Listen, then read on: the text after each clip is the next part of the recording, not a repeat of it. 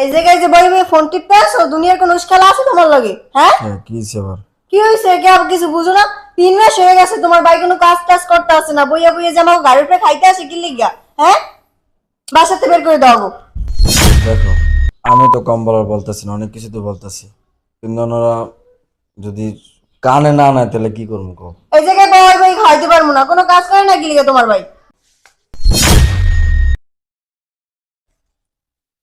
কি ভাবি, কি বলতেছেন এগুলো? আমরা কোথায় যাব বলেন?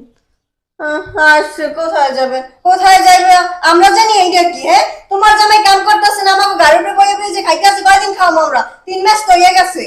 ভাবি, আমার হাজবেন্ড তো কাজ খুঁজতেছে, ও একটা কাজের ব্যবস্থা করতে পারলেই তো হবে। ও তো 3 মাস ধরে এই কাজের জন্য ইন্টারভিউ দিতেছে, আজকেও গেছে ইন্টারভিউ দেওয়ার জন্য। কাজ পাইলেই তো আর কোনো টেনশন থাক।